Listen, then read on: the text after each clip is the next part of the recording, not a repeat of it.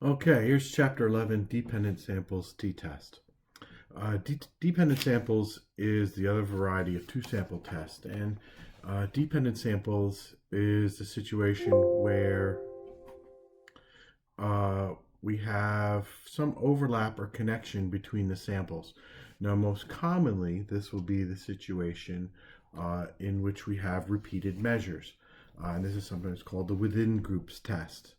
Uh, but it could be a situation where there's two unique groups of individuals, two sets of different people, but there's some connection between the two. Imagine if we had 10 pairs of twins.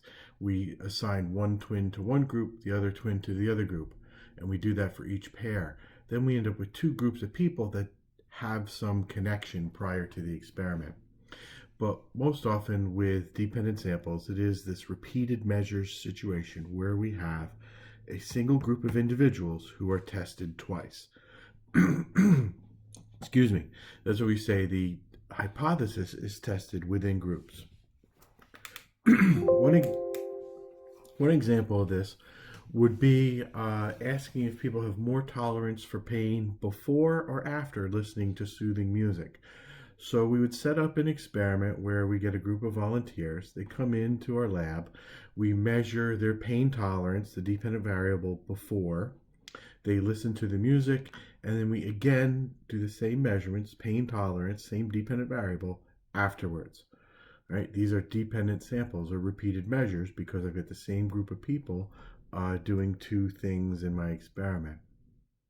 Similarly, I could ask whether students learn more if they study in the library or in a bowling alley.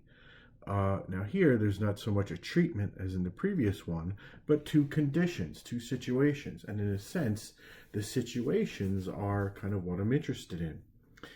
So I measure, give them something to study, send them to the library, give them a test on it. There's my dependent variable for the library. And then I give them something else to study and send them to a bowling alley to learn that material, and then give them a test afterwards on that. So I have two samples of behavior, right? In both cases, it's the same group of people, but I could say I've got two samples of behavior. So that's why this qualifies as a two-sample test. The magic thing when we have two samples is we can turn those two samples of behavior into a single measurement called a difference score. And this test is based upon the fact that we can connect the samples of behavior. With independent samples, there's no connection between the people in each group. So we have to treat each group separately. So we get two different means and then look at the difference. But with this research design, we can connect the samples of behavior. So for each person, we can make a comparison. And that's how we get the difference score. So what this chart is showing, let's go with that second example, studying in the library versus studying in the bowling alley. And there's the scores on the test. We'll say there's 20 questions on the test. So the first person remembered 15 things from studying in the library, and then they remembered 9 things after studying in the bowling alley. These two samples of behavior, and those are the means down at the bottom. I could look at the mean in each condition, right? Those are two samples of behavior. 12.6 is the average number of questions correct after studying in the library. 10.4 versus studying in the bowling alley.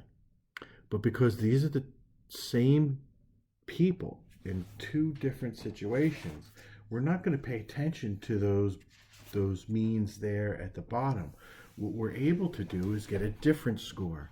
And a difference score compares for each person, library minus the bowling alley. It's how we're going to define the D, the difference. So for that first person, let me get my little drawing tool here. There we go. So for the first person, 15 minus 9 is a 6, right? Their difference score was a 6. Now that's a positive 6. And that tells me they remembered 6 more things in the library than the bowling alley. How do I know that? Well, remember in the difference, library comes first. The only way the difference score is positive is if the library score is a higher number than the bowling alley score. Take a look at the second person. 8 things correct in the library, 12 in the bowling alley. Their difference score is a -4, right? That tells me they remembered 4 more things in the bowling alley than in the library because it's negative. The only way you get a negative difference score is if the second number in this difference uh, calculation is larger. So the way this test works, it takes these 2 samples of behavior and boils it down to one set of numbers that captures the relationship between these 2 samples. If I know the difference score, I really don't even need to know the raw scores from the library or the bowling alley. It kind of tells me the relationship between the two, right? This person was 6 points higher in the first. This person was 4 points higher in the second condition. So the difference score captures all that information in the 2 samples of behavior.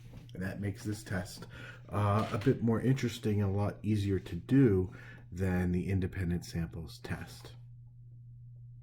Now, the way to think about these 2 samples of behavior is that they really represent 2 different populations. As always, right, samples estimate populations.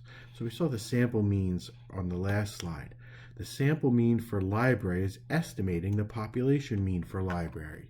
If every student studied in the library, what would their mean be?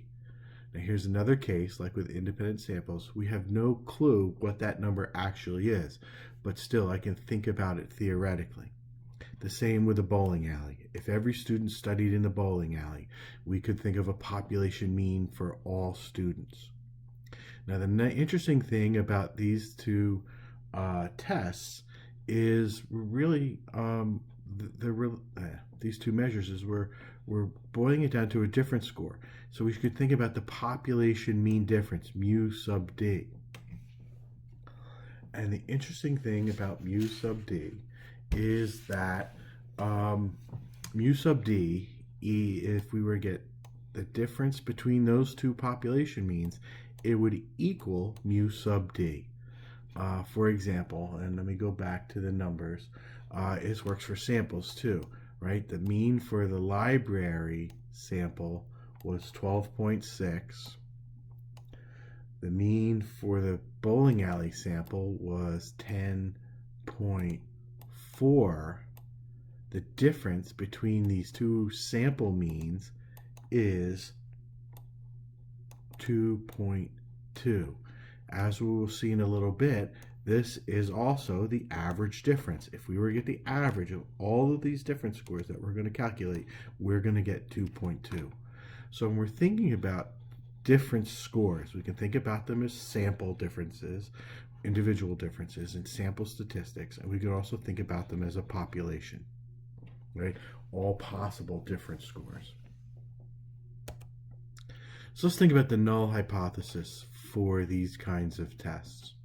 According to the null hypothesis, as always, there's no difference between the samples of behavior, right? There's always no difference between the samples of behavior. So if we have the situation where we're studying learning in the library versus the bowling alley, and there's no difference between these 2 situations in terms of their impact on students' learning, then I would expect difference scores to be 0. On average, the differences, right, how much I might remember after learning in the library, how much I might remember after learning in the bowling alley, on average, these should be very close to 0 because there's no difference in the underlying learning. So, right, if there's no difference between the 2 situations, then I would expect the population mean difference, mu sub d, to equal 0. According to the null hypothesis, if there's no difference between the study environments, then the population mean should be 0. The alternative hypotheses get a little bit more interesting. And we always have to keep in mind how we're calculating the difference. So in this, because the order is important. So for this example, the difference is going to be the score, the X from the library minus the X score from the bowling alley. Right? X is an individual score. Notice there's no hats or bars up here. And sorry, the subscripts didn't come out on this one. But the difference, we're going to go library minus bowling alley. So for the alternative hypothesis, we have to think about what the researcher is trying to determine. And in this situation, it was originally phrased, does learning location affect memory? Affect is a vague word. All right, affect could be help, affect could be hurt. Essentially, this is saying, is there a difference? Now notice, right, there's two ways to get a difference here. One could be the library is better. The other one is the bowling alley is better. So this is going to be the basis for a two-tailed test. So if we're saying we think these, in the end, these populations are different from each other, we're saying mu L, the population mean for studying in the library, is different, does not equal the mean for studying in the bowling alley. So with this difference, as we set up, we should expect different scores, the difference scores D, to not equal 0. So our null hypothesis is that mu D equals 0. The alternative is that mu D does not equal 0. And by now you've learned that this sets up a two-tailed test. The level of significance tells us how wide these blue areas, these rejection regions are, but does not equal tells me that I have a two-tailed test.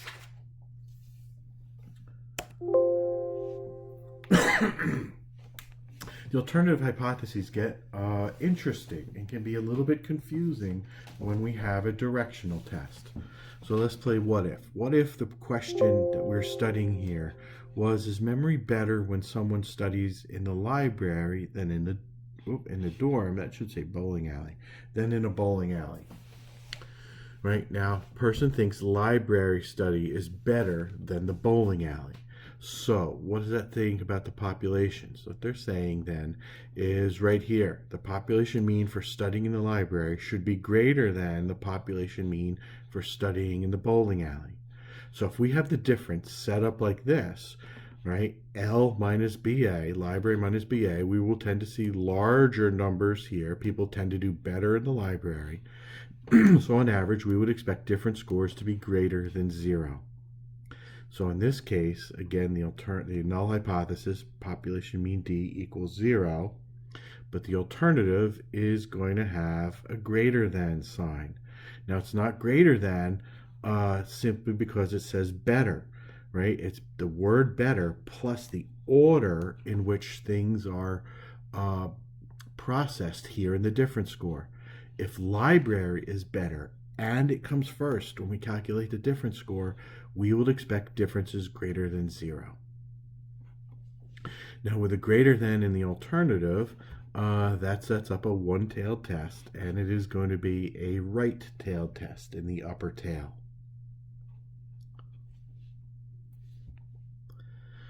What if someone asked if memory was worse in the library than in, that should be bowling alley, than in the bowling alley?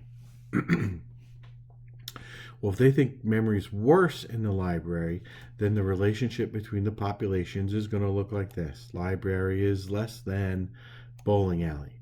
So with that same difference, library minus bowling alley, I then would expect larger numbers to come from the people who, when they study in the bowling alley, in which case we would get differences that will tend to be less than 0. Because you take a small number minus a larger number, you get something that's negative. So the null hypothesis, again, would be population mean difference equals 0. And the alternative is population mean difference less than 0. In which case, look what happens. We get a, where is it? Left-tailed test. There it is. Right, because we have a less than. Now again, why is there less than? It's not a less than because we just have the word worse. Right? It's less than because the word worse tells me this logical relationship. And then with that logical relationship and this difference, I would expect less than. Let me just do a what if with you here. Right? What if we had the same logical relationship, library less than bowling alley, but I decided to be different, play on words, I want to be unique and say my difference is going to be bowling alley minus library. I reverse the order. Well, in this alternative case, what happens? Well, if I define the difference backwards, where's the larger number going to be according to this belief? Memory's worse in the library. So now the smaller number is second, the larger number is first, and in this case, I would expect something greater than 0. The sign is opposite because I reversed the order of the operators when I calculated the difference. So when we're figuring out the alternative hypotheses for these tests, you've got to consider two things. You've got to consider the relationship, right? Which population is better or worse? And also, how are you doing the difference? Because that matters, right? So both of these differences are going to tell me where people are worse. So be careful about that when setting up hypotheses. The bright side is once you select one, you're good to go with it for the entire problem. Now, since this is a t-test, everything's familiar here. We need to know 3 things for the t-test. We need to know the sign from the alternative, whether it's one-tailed or two-tailed. We need to know the level of significance, which is 0.01 or 0.05. And we need to know the degrees of freedom. And the degrees of freedom for this test is n-1. Now there's 2 samples of behavior, but n is the number of people. Really think of it as the number of different scores, -1. So for this test we're setting up, we said the original question was a two-tailed hypothesis. Alpha was 0.05. And we have 5 observations, which gives me 4 degrees of freedom. So it's going to look like that, two-tailed, alpha 0.05, and 4 degrees of freedom. I go to the DF4 row and read off the value, and it is negative 2.132 and positive 2.132. Same as we've been doing for all the other t-tests. The alternative hypothesis, level of significance, and degrees of freedom, and it is the same table as we are accustomed to using. The third step for the dependent samples t-test, where we calculate the t, is very different from the independent samples test. It is much more similar excuse me, to a single sample test, but we'll treat it as something on its own. So what do I have here? Here I've got the sample behavior from the library, sample behavior from the dorm. Here I finished off all the different scores. We did 2 earlier. 11 minus 11 gives me a 0. 15 minus 14 gives me a 1. 14 minus 6 gives me a positive 8. The things we need to calculate the t are all based upon the difference score. So once we get these difference score, these numbers over here, the actual behaviors, become irrelevant. We don't have to worry about them anymore. All we're going to worry about is this column of difference scores. So this table shows the symbols, the definition, description, and the formulas. So we've already talked about n, the number of pairs of data, number of pairs, number of people, really the number of different scores. A lowercase d is we're going to represent the difference of scores between a pair, and the formula is, take one x, subtract it from the other. Population mean d, mu d, is the hypothesized mean of the differences between them, According to the null hypothesis, we assume this to be 0. D bar, well, if we got a single set of scores, differences, we can calculate the mean of those things by, here it is over here on the right, summing them up and divided by n. And what's missing is the bar over that in the chart. D bar, anything with a bar over it, is a mean. So if we have a difference score d, we can average those to get the average difference. This can be confusing because sometimes we can get negative differences, so be careful. Once we get the difference scores, we can also find the standard deviation for these differences. The standard deviation, you remember from section 1, is the typical difference, the typical deviation of an individual score from the mean. So to find that, we need to find the sum of squares of the differences. Now right here in the numerator is that. Right? Way back when we called this the sums of squares, but now it's of the differences. We take each d, subtract the mean from it, square that difference, add them up, divide by n minus 1. That's the standard deviation. The denominator of the t-test is this thing, s sub d bar, and that's the standard error. The standard error is the standard deviation of the difference divided by n. Take the standard deviation divided by n, and we've got the standard error.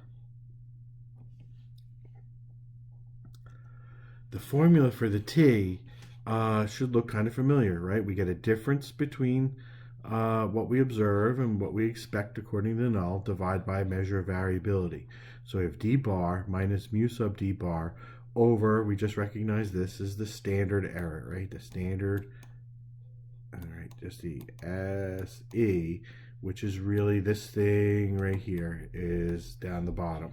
All right, you see it over here. And this is, I thought this was wrong, right? There we go, square root of n. Sometimes these charts don't quite come out right. Simplified, right? Here's the simplified way to think of it. Since mu sub d is always going to be 0 for us, we get the mean difference, d bar, divided by the standard error. So the t itself is pretty easy. It's just a matter of getting there that can be a little bit confusing with different scores. So let me walk you through a couple examples, and it'll become very, very clear. All right, so here's that data again. So what have I done? Here's what we're used to. Here's the different scores here. And what I've done, if you add up these differences, the sum of the differences is 11.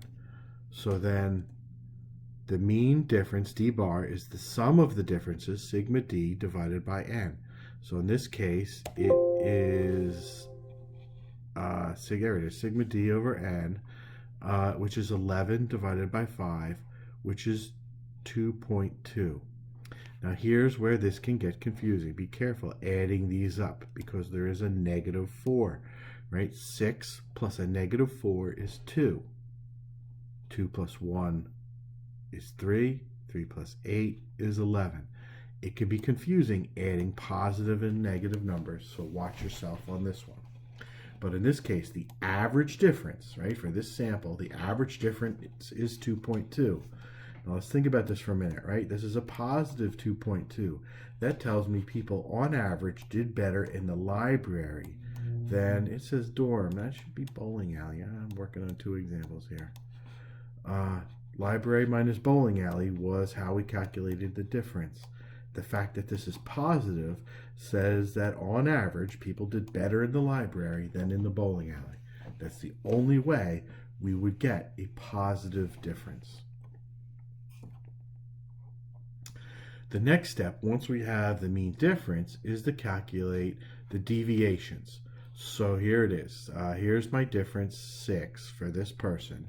D minus D bar. For each person, I took the score, 6, or 4, minus 4, 0, whatever, and subtracted the mean from it, 2.2. So 3.8. Negative 4 minus 2.2 is negative 6.2. 0 minus 2.2, 1 minus 2.2, 8 minus 2.2. Those are the deviations. This next column, each of those deviations are squared. Take a minute, go through this with a calculator, make sure you can figure this out, right? But we're finding ultimately the standard deviation. So we have to get the deviations, square them, and then add them up so we can get the average. In this case, right, D bar was 2.2, subtracted that to get the differences, and we find that the sum of the differences, if you add this up, you get 92.8. So sigma D minus D bar squared is 92.8. The sums of squares is 92.8. This should be very familiar from section 1. If it's not, go back and review the chapter on standard deviations, and all this will come back to you. All right, so we're not done, right? We've got the numerator of the standard deviation formula, 92.8. I saved it at the top. The sum of the differences was 11. Here's the formula for the standard deviation.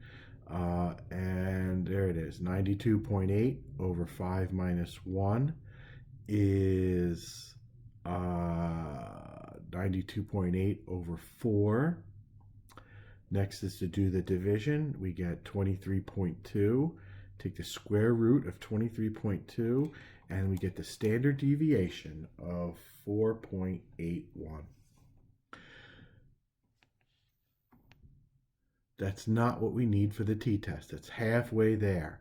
For the t-test, we need the standard error. So here's the formula, the numbers at the top. I'm saving them at the top since we're on the next screen. But we need to find the t, and we can find the standard error all in one step as we find the t.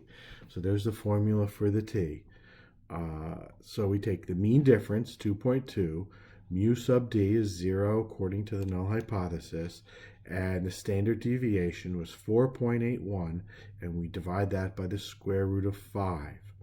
So this, remember, is earlier, in an earlier slide, was s sub d bar. Not doing it separately, just doing all part of the t to kind of save some steps.